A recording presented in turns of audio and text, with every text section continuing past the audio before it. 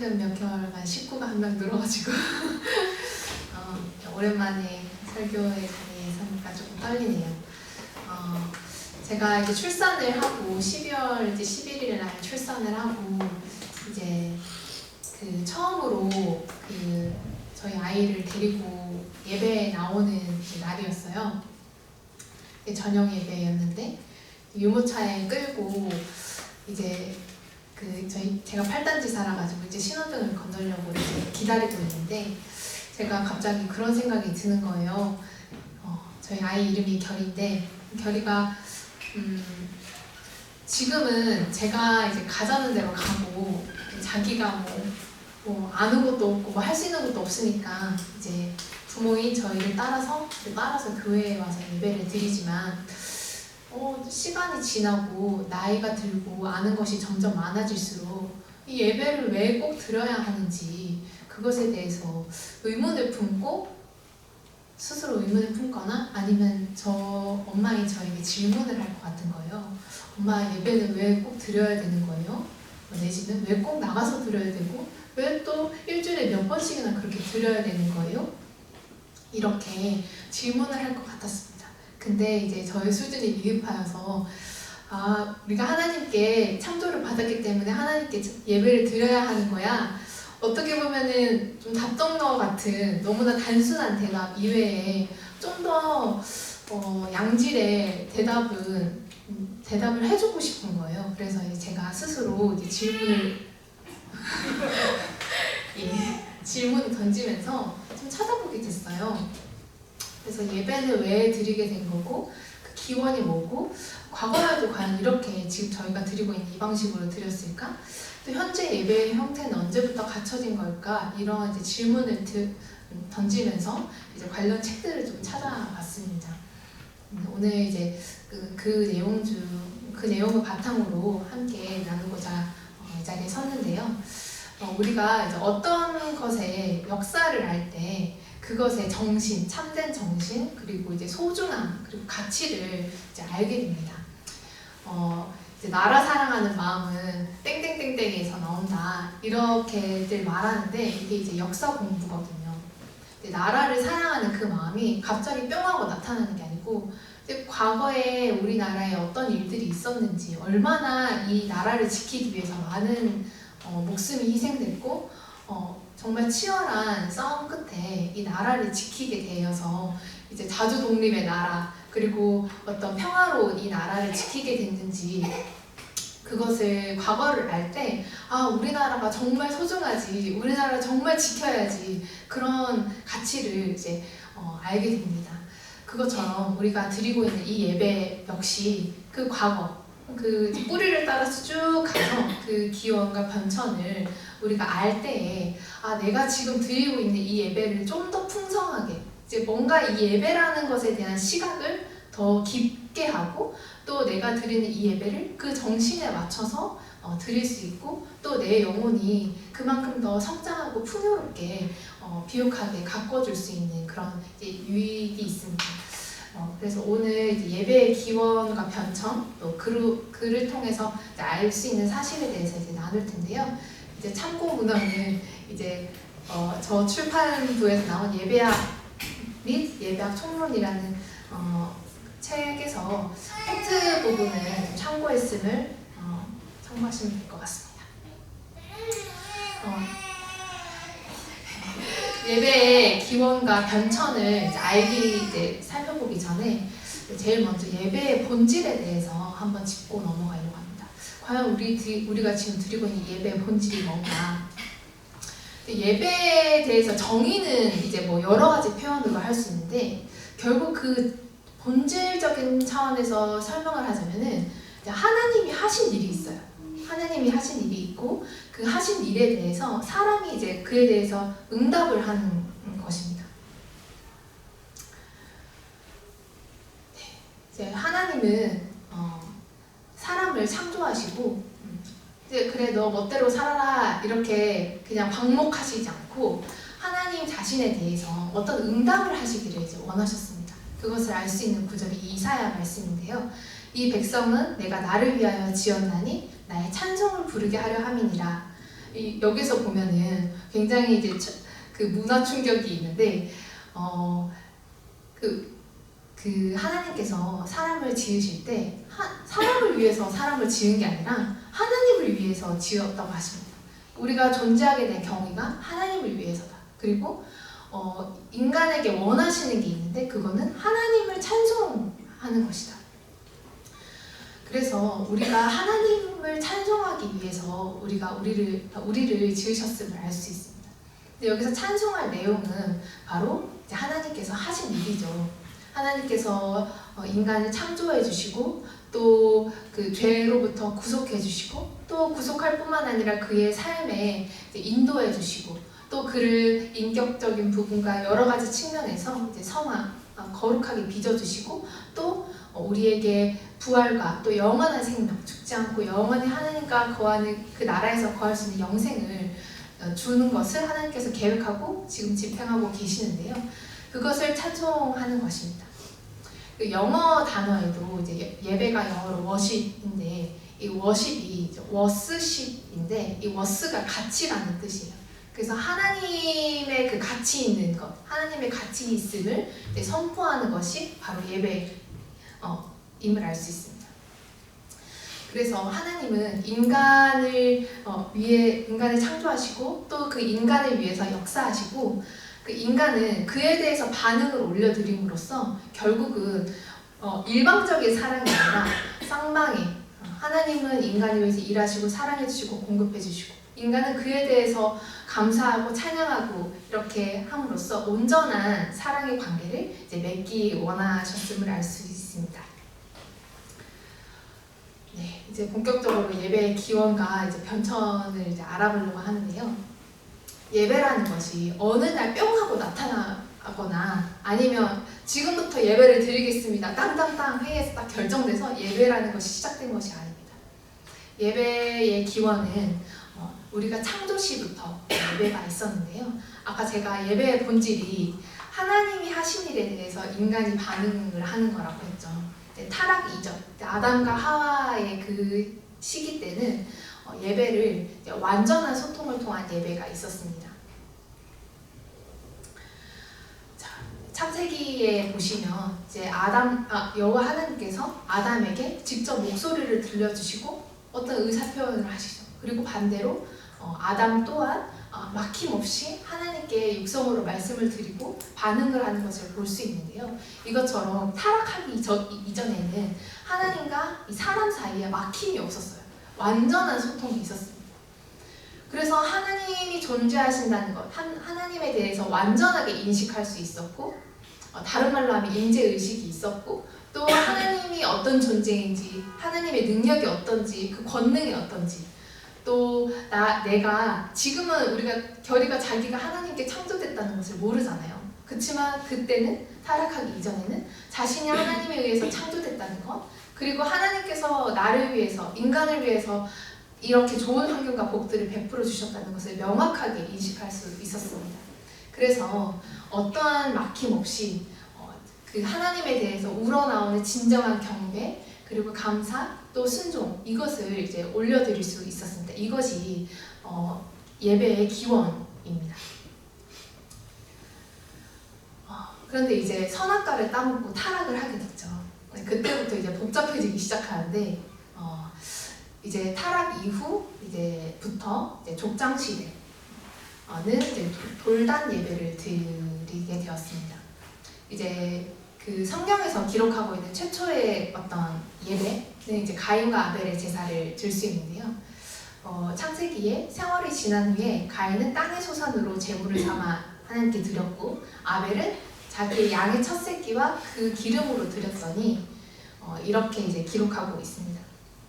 이것으로 이제 살펴보면 그 세월이 지난 후에라고 되어 있어서 그냥 한참 지난 후에 이렇게 우리가 여겨지지만 이것은 이제 의역이 된 것이고요. 이 원어를 따라서 직역을 하게 되면 어떤 많은 날들이 이제 맞춰지고 난 후라는 뜻으로 이제 번역이 되는데 이건 유대인들 개념에서 한 주의 시간 단위의 끝이 났을 때 그러니까 즉 안식일 다 일하고 쉴 때 안식일이잖아요. 그 안식일 때 이 아벨과 가인이 이제 제사를 드렸다 이렇게 해석됩니다. 그래서 아마도 어떤 정해진 날, 정해진 시간과 장소에서 예배를 했을 것이다. 이 가인과 아벨이 너는 이날에 드리고 나는 이날에 드리고가 아니라 같은 날, 같은 장소에서 예배를 드렸는데 이것처럼 이때부터 어떤 형식을 갖추어서 예배를 드렸음을 알 수 있습니다. 이때 예배 방식은 제물을 통해서 하나님을 기쁘게 그 제물을 태워서 향기를 올려드림으로써 하나님을 기쁘게 해드리고 또 내 양심상 범했던 죄의 문제들을 하나님께 고하면서 용서를 구하는 그런 내용으로 드려졌을 것으로 추정됩니다. 그리고 이제 가인과 아벨로부터 쭉쭉쭉 이제 그 가족들이 이제 낳고 해서 이제 그 민족을 이루게 되는데 그 족장 시대가 됩니다. 이때도 역시 돌단 예배를 드리게 되는데요. 그 노아 쭉쭉쭉 내려오면 이제 노아가 있잖아요. 노아가 이제 방주를 통해서 그 가족들이 이제 구원을 받고 난 이후에 그것이 감사해서 하나님께 단을 쌓고 예배를 드렸다는 그 기록이 있고 또 창세기에는 노아부터 또 내려오다 보면 이제 아브라함이 나오는데 하나님께서 아브라함에게 이 가나안 땅을 너의 자손에게 주리라 했을 때 그것을 감사해서 그곳에 단을 쌓고 하나님의 이름을 부르며 찬송하며 예배를 드린 것이 이제 기록되어 있습니다. 또 아브라함이 이제 장막 생활을 하면서 이제 이동하면서 다녔는데 그 이동하며 다닐 때도 이제 단을 들고 다니면서 내지는 거기서 다시 쌓으면서 하나님을 예배했음을 알 수 있습니다. 그리고 유명한 사건이죠. 자기 독자 이삭을 이제 바칠 때도 늘 하던 그 번제를 드리던 그 방식대로 돌단을 쌓고 나무를 버려놓고 가축을 잡고 이제 불을 태워서 드리려고 했었죠. 이것처럼 이제 타락 이후에서 족장 시대는 제단을 건설하고 어떤 대상물을 하나님께 태워서 드리는 방식으로 하나님을 예배했고요. 이스라엘의 족장들이 이것을 집행하고 또는 사회를 하거나 이 방식으로 진행되었습니다. 좀 딱딱하지만 빨리 지나가 보겠습니다. 출애굽 이후 이제 그 아브라함의 증손인가요? 요셉의 때로부터 이제 그 애굽의 종살이를 하게 되잖아요. 430년간 종살이를 하게 되는데 거기서 모세를 통해서 하나님께서 출애굽을 시키시죠. 그리고 나서는 성막 예배를 드리게 되는데 모세를 통해서 십계명을 주신 이후에 이제 바로 이어서 성막을 짓도록 이제 명령을 하셨습니다. 하나님께서 직접 성막을 만들어라. 그리고 무슨 재료로 어떤 크기로 어떤 방식으로 이제 만들어라 이렇게 말씀해 주셨고 그것에 따라서 이제 그 만들게 되고요. 또 그 제사를 집행할 제사장 직분을 어떤 사람을 세워서 인도를 할 것인지 이런 것도 하나님께서 직접 명령하셨습니다. 그래서 이 성막 예배를 드리는 이 출애굽 이후 시대에는 족장 시대의 가족적 예배가 존속하기는 했지만 공적으로 드리는 예배의 장소는 이 성전에서만 이제 거행이 됐습니다. 성전 이외에서는 희생의 제물을 드리지 못하도록 되어 있었고요. 아까도 말씀드렸듯이 그 예배를 드리는 세부적인 것까지 하나하나 다 규정이 되어 있는 특징이 있습니다. 또 지정된 제사장을 통해서 일반 백성들이 다 나와서 막 짐승 잡고 이렇게 하는 것이 아니라 제사장이 그것을 이제 대리하여서 또 위탁하여서 예배의 순서를 집행을 하게 되고 또 어떤 설교가 선포되거나 그런 방식이 아니라 어떤 제물을 태워서 드리는 그런 의식적인 예배 그리고 사실 그 하나하나가 모두 어떤 진리를 상징하는 거잖아요. 물두멍이 상징하는 거, 또 향단이 상징하는 거, 진설벽이 상징하는 것들이듯이 그런 상징적인 예배 그리고 앞으로 그리스도께서 성취하실 그 사실을 모형적으로 보여주는 그런 예배를 드렸습니다. 그래서 이 성막이 건립이 됨으로써 사실 이제 가족을 벗어나서 가족의 범주를 넘어서서 회중의 그 예배를 이제 드리게 된 셈이죠. 네, 반 정도 왔는데요. 솔로몬 시대 때, 솔로몬 왕 때 드디어 성전 이제 건축물이 이제 건축이 됩니다. 이때가 기원전 957년대인데요. 그 역대하 3장에 보면 솔로몬이 예루살렘에 있는 모리아 산에 하나님의 전을 건축하기를 시작했습니다. 그 솔로몬의 아버지 다윗이 그 성전이 짓고 싶었지만 하나님께서는 솔로몬을 통해서 지으라고 하셨고 대신 그 모든 성전을 어떻게 지을 것인지 그 설계를 다윗에게 주어서 그것이 솔로몬에게 전달이 되어서 성전이 지어졌는데요. 아까 이제 성막이었잖아요. 근데 그 성전은 구조가 비슷해요. 근데 이제 사이즈가 2배 정도 규모였다고 합니다. 이제 구조가 비슷하다는 거는 그 성막이 이제 성소와 지성소가 있듯이 성전 역시 지성소와 성소로 이제 구분이 되어 있고 그 성막이 이제 동쪽을 향하면서 이제 그 진행해 가잖아요. 네, 그 동쪽을 향하고 있는데 그것처럼 성전도 동쪽을 향하고 있는 측면이 동일합니다. 다만 차이점은 이제 성막이 이제 이동하면서 그 예배 처소가 옮겨졌던 것과는 달리 그 정착된 예배 처소에서 또 규모와 내용이 그 성막보다 훨씬 더 화려하고 웅장했음을 이제 알 수 있습니다. 여기가 이제 솔로몬의 성전인데 잘 안 보이시죠? 이 오른쪽 그림을 보시면 되는데 여기 이제 도면이랑 이것을 이제 매칭해서 보시면 여기 이제 벽이 이렇게 있죠. 벽 안쪽이 이제 지성소고 이제 벽 바깥쪽이 이제 성소입니다. 여기가 이제 이 기둥이 이 벽인 거예요. 지성소와 성소 그리고 통로. 성막의 기준 그 구조랑 동일하죠. 그리고 다른 그 기물들 향단이나 물두멍 같은 그런 기물들도 그 성막의 것과 이제 동일하게 지어졌는데요.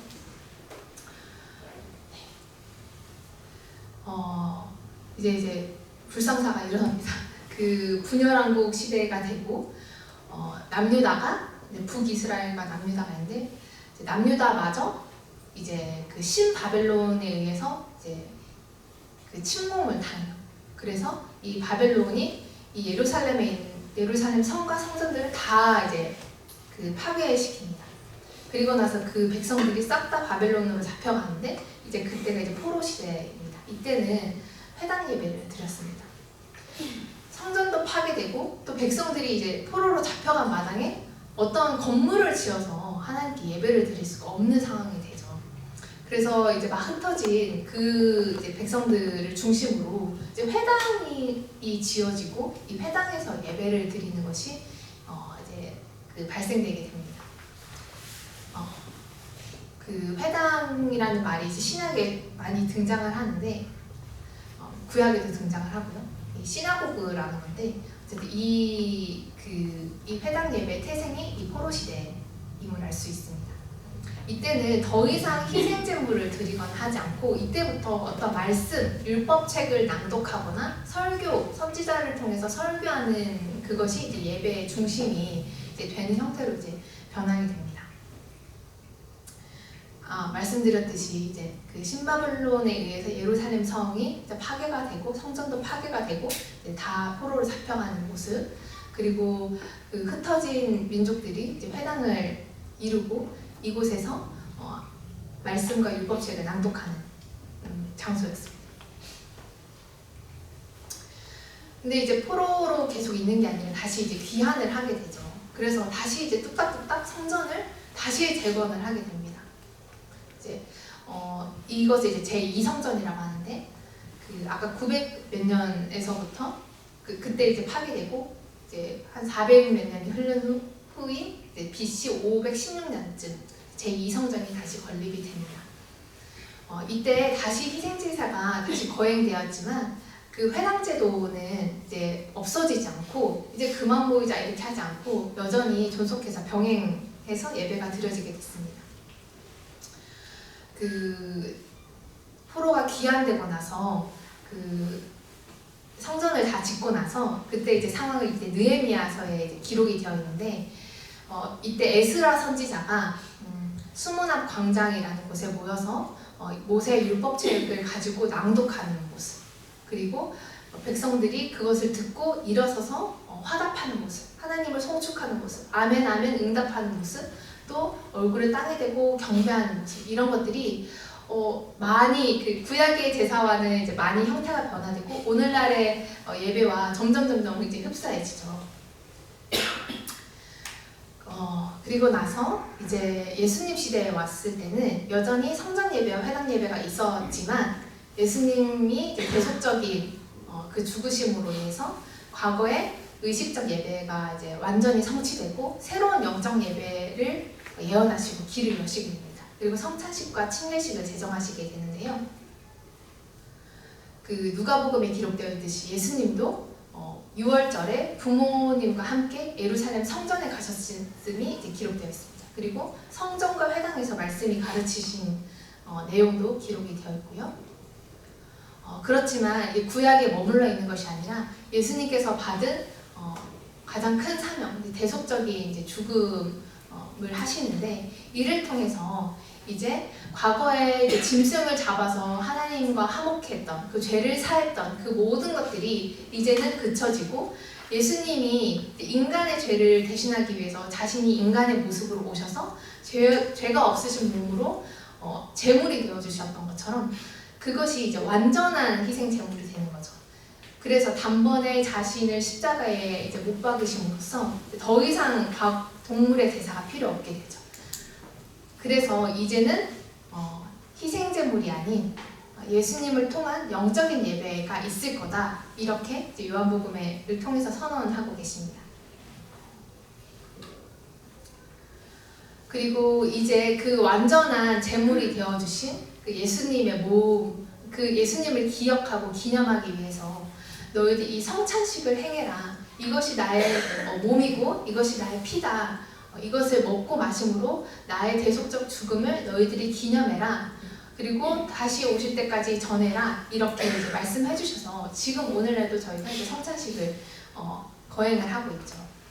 그리고 이제 모든 족속으로 제자리 삼아서 침례를 줘라. 이렇게도 명하셨는데 이제는 육적인 이스라엘이 아니라 이 제자 삼고 침례함으로써 영적인 이스라엘이 되어서 하나님을 예배할 수 있는 그 매개가 된 거죠. 그래서 예수님 시대에 이제 완전히 패러다임이 바뀌게 된 거죠. 구약의 예배에서 이제는 영적 예배를 드리는 그것으로 변화된 거죠. 이제 예수님이 부활하고 승천하시고 나서 이제 사도들이 나왔죠. 사도들이 남아서는 이제 이곳 저곳에서 말씀을 전하고 설교하면서 이런 예배 형태가 이제 진행됐습니다. 성전은 아까 예루살렘 제2성전이 있었다 했잖아요. 근데 그것은 이제 AD 70년에 이제 로마군에 의해서 파괴가 돼서 이제 그때까지만 있고 그 이후에는 이제 사라지게 된 거고요. 이제 사도들을 중심으로 이제 집에서 매일 예배를 이제 드리고 기도와 떡을 떼면서 서로 교제하면서 사도들이 가르치는 방식으로 예배를 드리게 되었습니다. 때로는 예배 장소가 없어서 어떤 지역 유지의 어떤 어떤 강연장을 빌려서 예배를 하기도 하고요. 어떤 성도의 집에서 예배를 드리기도 하였습니다. 마치 우리 구역 예배, 장로교에 있는 구역 예배랑 비슷한 그런 형태라고 할 수 있습니다. 근데 이때 이제 정확하게 어떠한 순서로 어떤 순서를 가지고 예배했는지는 없지만 신약 성경을 이제 통틀어서 보면 이런 요소들, 음악을 하는 것, 그리고 성구를 낭독하는 것, 설교 강해하는 것, 또 기도하는 것, 예물을 드리는 것, 또 침례와 성찬 예식 이런 것들이 이제 신약 성경에 이제 이렇게 흩어져서 나타나 있습니다. 그것을 통해서 이때 예배에는 이런 것들이 이제 그 순서로 지켜졌구나, 그것을 알 수가 있습니다. 그리고 이제 마지막이고요. 이제 사도들의 시대가 끝나고 이제 그 1세기라고 하면 이제 1년에서 99년이잖아요. 1세기 혹은 이제 그 직후부터 이제 막 그 제자들로부터 막 이제 교회가 뻗어나가는 거예요. 그 예루살렘이 있는 그 지역이 이제 지금 팔레스타인이잖아요. 팔레스타인과 이제 소아시아 지역, 지금 터키 이쪽이에요. 저희 요한계시록 할 때 7교회 있는 그 지방 있잖아요. 그 지중해 약간 세시 방향 쪽에 있는데 근데 그쪽으로부터 이제 교회가 막 뻗어 나가면서 이제 예배 공동체가 막 형성이 되었습니다. 이제 이 각각은 이제 그들 나름의 또 독특한 문화적, 사회적 배경에 기초해서 예배의 양식들을 이제 발전시켜가고 그 이후에 점점 퍼져나가고 또 종교 개혁을 거치면서 또 지금 현대 시기에 이르기까지 어떤 잘못된 관습들은 없애고 또 더 보강이 필요한 것들은 보강을 하면서 현재 시점까지 형태의 변화가 있고 지금 오늘날과 같은 이제 그 예배를 드리게 되었는데요. 그 예배 순서는 뭐 교파마다 또 개교회마다 조금씩 차이가 있지만 이제 정신적으로는 그런 거예요. 거룩하신 하나님께 우리가 어떠한 순서로 어떠한 방식으로 나아가서 교제하는 게 맞을까, 그것이 이상적일까, 그게 흠결이 되지 않을까, 이것을 바탕으로 그 각 요소들을 배치해서 우리가 앞에 와서 이제 준비 찬양하고 또 송영하고 또 찬양하고 또 대표기도 하고 또 말씀 듣고 이렇게 쭉 마지막 축도에 이르기까지 이 어떤 흐름을 가지고 이제 예배를 드리고 있는 것입니다. 네, 그래서 이제 많은 정보들을 이제 드리긴 했는데 크게 예배의 본질은 하나님이 하신 일에 대해서 인간이 이제 반응을 하는 거라는 거, 그리고 뚝딱하고 예배가 생긴 게 아니라 태초에 막힘없는 소통을 통한 예배가 있었고 또 돌단, 또 성막, 또 성전, 또 회당 예배, 또 사도들에 의해서 이렇게 드려지는 초대교회, 또 원시교회 이렇게 하면서 오늘날에 이르기까지 이제 형태가 이제 변경이 되었는데요. 이를 통해서 우리가 이제 알 수 있는 사실을 이제 세 가지를 제가 가지고 왔는데, 첫 번째는 이 예배의 본질적인 측면입니다. 이 예배는 결국은 우리 인간의 존재의 목적이자 우리 성도의 정체성의 표현입니다. 하나님의 자녀는 또 그 구속함을 입은 그 하나님의 자녀는 사실 본능적으로 하나님을 찬양하고 싶은 그 본성이 발동이 돼요. 내가 어떠한 공로도 없는데, 내가 아무런 잘한 것이 없는데, 내가 죄인 되었을 때에 나를 위해서 예수 그리스도가 죽으심으로 인해서 나를 살리시고자 그렇게 사랑하셨다. 이 사랑을 그 깨닫는 성도들은 본능적으로 하나님을 찬양하고 싶어하죠. 하나님 감사합니다. 하나님의 그 크신 사랑을 제가 찬양합니다. 하나님의 그 선하심을 그리고 위대하심을 제가 찬양합니다. 이게 어떤 성도의 본능과 같은 것인데, 이게 태초 그 창조시부터 지금까지 이어져 오고 결국 그것의 완성은 우리가 하나님의 나라에 가서 부활해서 끝없는 예배를 드리게 되겠죠. 인류는 아담과 하와 또 그 아래 자손인 가인과 아벨, 이때부터 이제 두 부류로 이제 나눠지게 되죠. 하나님을 섬기는 사람, 그리고 하나님이 아닌 사탄을 섬기는 사람, 이 두 부류로 나눠지게 돼요. 그래서 우리가 예배를 드리는 것, 이것은 우리가 사탄에 속하지 않고 나는 하나님을 섬겨, 나는 하나님을 신으로 섬기고 그 하나님께 감사하며 하나님을 위해서 살 거야, 이런 정체성의 이제 표현입니다.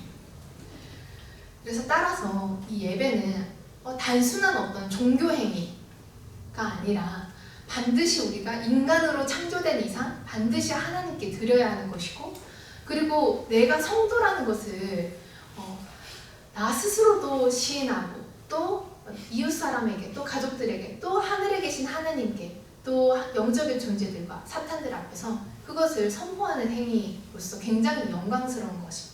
그래서 내가 쫄래쫄래 와서 예배드리는 거, 이거 아무것도 아니지가 아니라 사실은 나의 영적인 정체를 선포하는 행위입니다. 그래서 너무 사실은 숭고하고 너무 벅찬 그런 자리가 아닐 수 없습니다. 그리고 두 번째는 이 예배의 가치를 알 수 있습니다.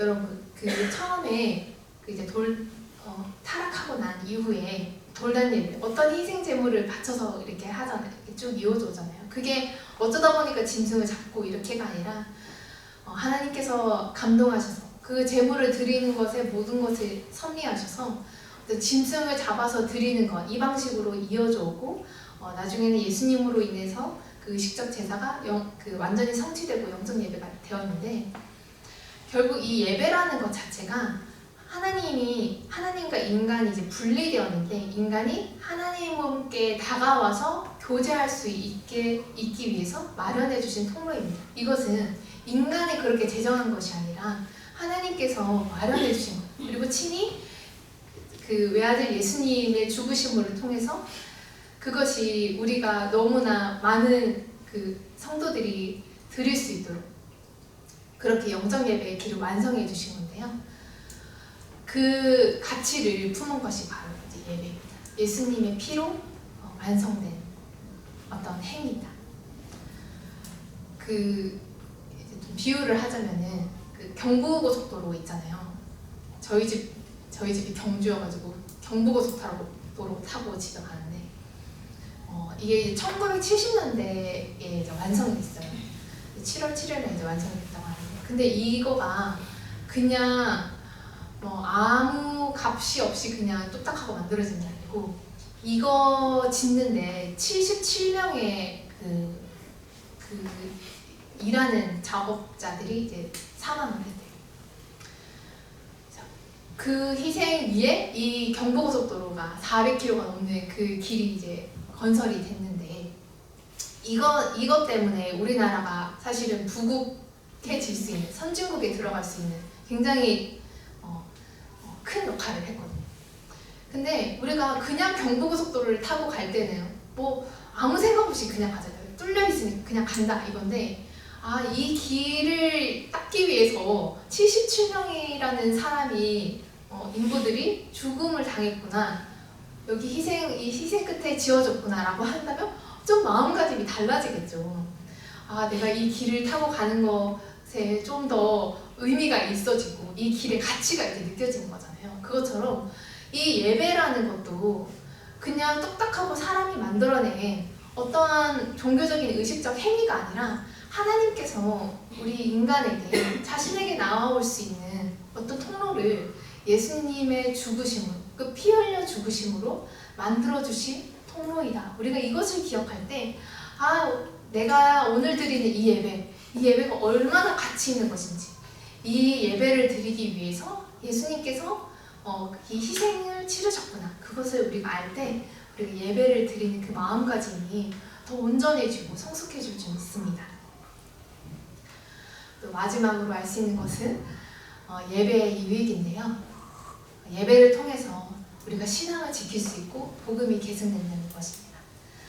아까 이제 포로기 때 성전이 다 이제 싹 다 망했잖아요. 다 파괴되고 아무것도 유형의 것이 없는 그때, 이제 포로로 다 잡혀갔을 때, 그때 다 손 놓고 있는 것이 아니라 3, 4, 5 모여서 회당을 짓고 회당에서 하나님의 말씀을 나누면서 예배를 드린 거죠. 근데 사실 이것이 있었기 때문에 지금까지 오늘날에 이르기까지 이 교회라는 모습의 이제 형태가 이제 유지가 되고 신앙과 믿음이 이제 계승된 것입니다. 이제 혹자는 이렇게 얘기해요. 나 하나님과 예수님 믿는데 교회는 안 나갈래. 나 집에서 예수님 믿을래. 그래도 되잖아. 하나님 어디에나 계시잖아. 나 교회 나가면은 사람들 만나는 거 스트레스고 굉장히 성가시거든. 이렇게 말하는 사람이 있어요. 근데 그 사람은 뭘 모르고 하는 소리죠.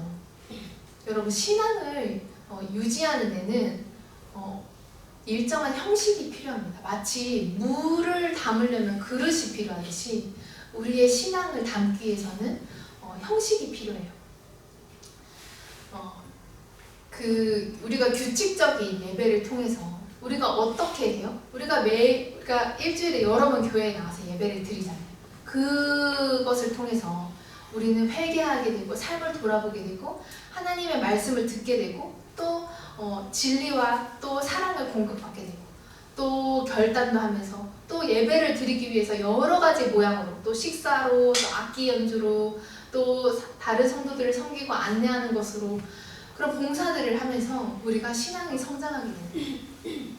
그리고 나 홀로 하나님을 예배하는 것이 아니라 우리가 성도들끼리 부딪히고 함께 사역함으로써 우리가 성품을 함양하는 데 도움이 되고, 또 서로 격려하고 안부를 묻고 독려함으로써 사탄의 공격으로부터 안전한 이 예배라는 장소가 안전한 울타리가 되어주는 겁니다.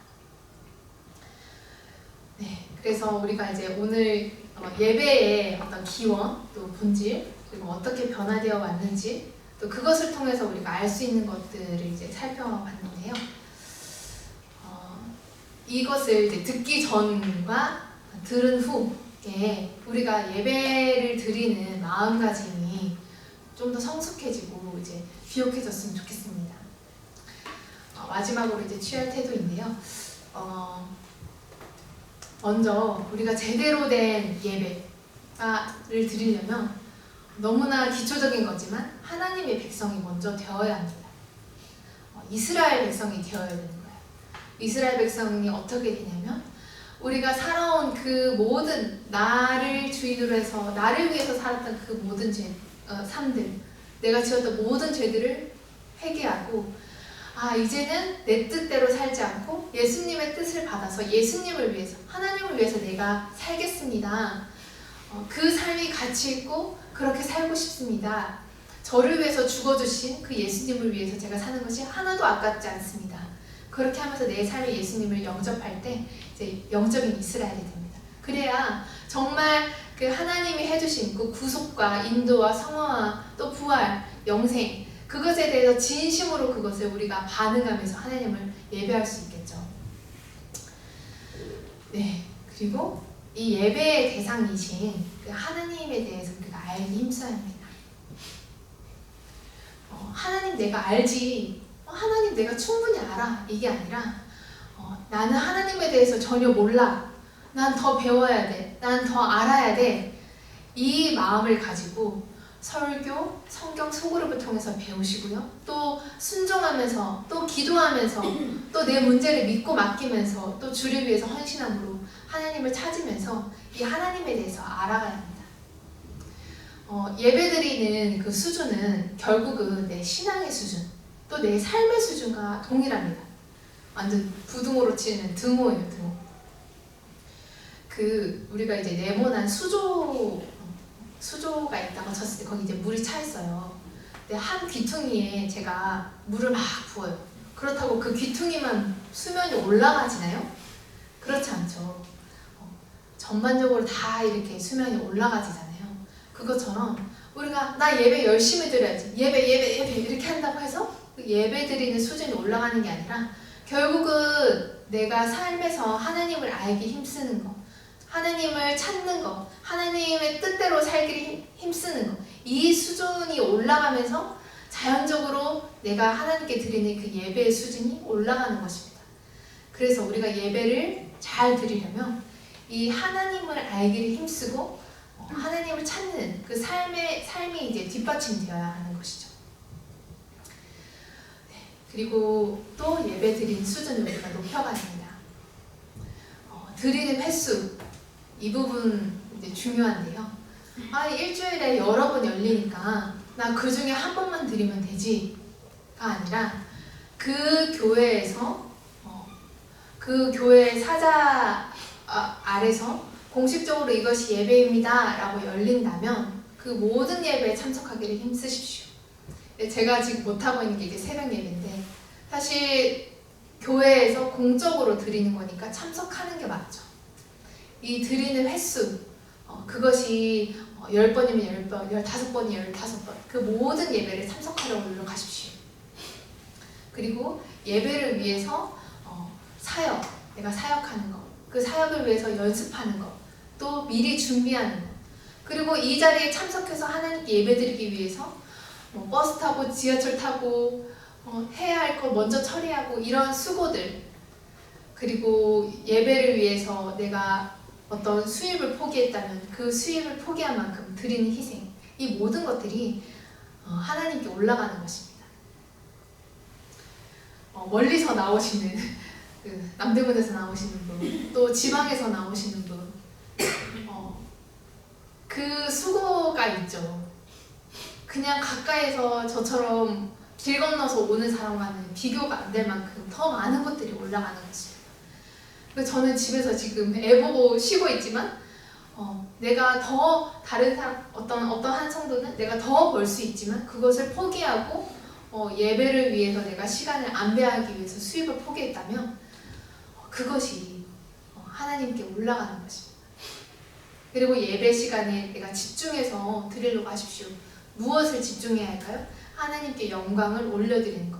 내 마음속에서 하나님이 해주신 것을 기억하고 그것에 대해서 감사하면서 찬양하는 거기에 집중해서 드리려고 하십시오. 그리고 내가 예배를 위해서 미리 삶으로 준비하고 또 예배 때 어떤 것을 드렸다면 삶에 가지고 가서 그것을 행하는 것. 하나님의 뜻을 알게 된 것이 있다면 그것을 시도해보고 연습해보고 훈련하는 것. 이것이 다 예배의 과정이에요. 이렇게 온전하게 힘쓰면서 높여가는 것. 그리고 마음의 그릇을 가지고 와서 주님께 예배드리십시오. 제가 이제 마지막에 보여드릴 텐데 시편에 이게 보시면은 시편에 이렇게 돼 있어요. 하나님께 나아가는데 즐겁게 부르면서 나아가자. 그를 향해서 즐겁게 부르자. 근데 제가 드리는 예배를 생각해봤거든요. 난 정말 즐겁게 예배에 참석하는가? 아니더라고요. 내가 그 하나님께 예배드릴 수 있음을 정말 영광스럽게 생각하고 감사하게 생각해서 그 즐거운 마음, 그 세상의 내가 신축 아파트에 들어가는 것보다 내가 좋은 차를 뽑는 것보다 그 비교가 안 될 만큼 즐겁고 정말 벅찬 그 가슴을 안고 예배에 참석하는 것. 이것이 정말 온전한 우리의 마음입니다. 마지막으로 영상을 하나 볼 텐데요. 좀 틀어주시면 감사하겠습니다.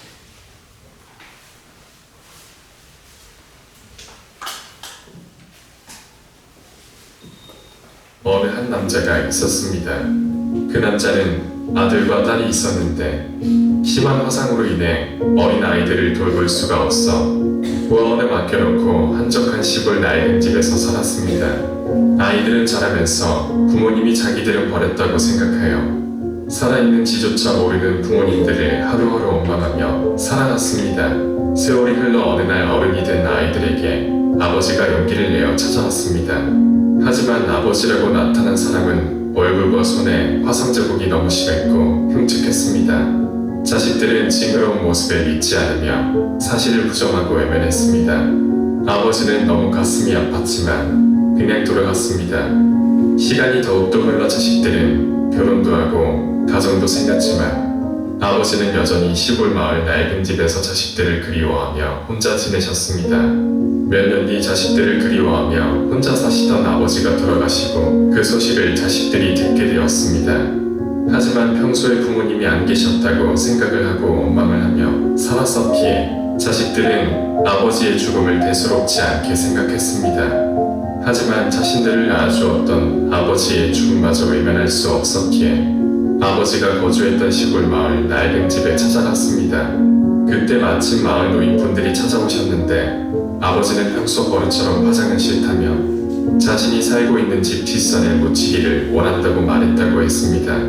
하지만 자식들은 뒷산에 묻으면 매년 명절 때마다 찾아오는 게 귀찮다며 화장을 하겠다고 했습니다. 아버지를 화장을 하고 돌아온 자식들은 아버지가 남긴 유품들을 불에 태우기 시작했습니다. 거의 모든 것을 다 태웠을 때쯤 아버지의 낡은 수첩을 우연히 보게 되었습니다. 싸한 느낌이 들어 아버지의 수첩을 조심히 읽어보았는데 자식은 아버지의 수첩을 읽다가 눈물을 흘리며 통곡했습니다. 그 이유는 아버지의 화상이 어렸을 적 불이 났을 때 아이들을 구하려다가 화상을 입었던 것이었습니다. 그날 화재로 인해 빠져나오지 못한 어머니는 돌아가셨습니다. 아이들의 울음소리를 뒤로하고 어머니를 업고 나오지 못해 미안하다는 내용이 쓰여 있었습니다. 아이들은 잘 자라 가정을 꾸려 잘 살고 있으니 하늘나라에 가면 자기를 너무 미워하지 말아달라는 내용이었습니다. 그리고 아이들에게 한 가지 부탁이 있다고 쓰여져 있었는데 자기가 죽거든 영치불구하고 화장만은 절대 하지 말아달라고 쓰여 있었습니다. 평생 밤마다 불에 타는 악몽을 시다니며 살아왔으니 부탁한다는 내용이었습니다. 뒤늦게 자식들은 후회하며 통곡을 하였지만 이미 아버지는 화장이 되어 사라진 후였습니다. 나중에 후회하면 늦습니다. 우리 모두 부모님 계실 때 효도합시다. 효도에 관한 내용은 아니지만 저 자녀들을 구하기 위해서 아버지가 이제 대신 이제 죽으신 거잖아요. 근데 그 희생을 이제 치르고 자기가 모든 몸이 화상을 입고 상했지만 그것을 기꺼이 이제 감수한 거죠. 저 아버지가 자녀에게 뭘 원했을까요? 뭘 원했을까요? 그 희생을 감사해하고 그것을 기억하면서 그 아버지를 공경하고 사랑하고 정말 애틋하고 그 사랑의 관계를 유지하는 것을 원했겠죠. 뭔가 돈이나 다른 생색내려고 그러는 것은 그건 전혀 그 아버지의 뜻이 아니죠. 다만 너가 나의 희생을 알아주고 그것에 대해서 감사해하고 정말 온전한 그 부모 자식 간의 관계를 유지하는 것만을 원했을 텐데 저 자녀들은 그걸 하지 않는 거죠. 이것이 얼마나 악한 것입니까? 나와 관계된 것들만 돌보고 그거 희생? 나 신경 안 써. 그게 나랑 무슨 상관이 있어? 내가 하라고 그랬어? 관심조차 없는, 그리고 그것에 대해서 감사해야 하잖아. 자기가 이렇게 행복하게 살고 있는 것에 대해서 전혀 감사하지 않는 것, 그것에 대해서 부모님께 공로를 돌리지 않는 것, 이것이 얼마나 악한 것입니까? 그리고 절대 하지 말라고 하는 그것을 결국 하잖아요. 여러분, 우리가 하나님께 창조된 존재로서 그리고 하나님께서 우리에게 해주신 그 모든 것들을 우리가 볼 때에 우리가 할 수 있는 사실 최소한의 것이 또 가장 잘 할 수 있는 것이 예배입니다. 하나님, 저가 죄인 되었을 때 이런 것들을 해주셔서 너무 감사해요. 저가 알지 못했을 때 그것을 해주셨습니다. 그 희생을 치르면서 그것을 해주셨습니다. 그냥 다만 외치는 거죠. 그 마음 품고. 그것이 선하고 너무 마땅한 거죠. 근데 이것을 안 한다, 이것을 소홀히 한다, 그건 너무너무 악한 겁니다. 예배? 편하게, 나 다 익숙해, 모든 순서 다 익숙해, 나 이제 가서 편안하게 드리고 마치고 집에 가면 돼. 아무것도 기대하는 것 없이, 아무것도 애쓰고 공들이는 것 없이, 희생하는 것 없이 그냥 발길 닿는 대로 습관대로 나와서 어떤 것도 집중해서 드리지 않고 집에 가는 것, 이것은 악한 거예요. 우리가 하나님께 피조된 자로서, 또 하나님께 구속함을 입은 성도로서 정말 최소한의 것이 예배입니다. 이것을 우리가 반드시 지키고, 또 우리가 핍박일 때에 이 교회가 다 흩어질 수도 있잖아요. 그러면 우리 가족들만이라도 다 그것마저 없다면 나 혼자만이라도 하나님께 예배하고 하나님을 찬송하고 그렇게 마지막 때를 보내고 우리가 부활해서 그 영원한 그 나라에서 하나님을 예배하는 삶이 지속되어요. 이것이 우리가 예배의 정신이고 예배를 드려야 하는 이유고 예배가 얼마나 중요한 것인지 우리에게 알려주는 것입니다. 기도하시겠습니다.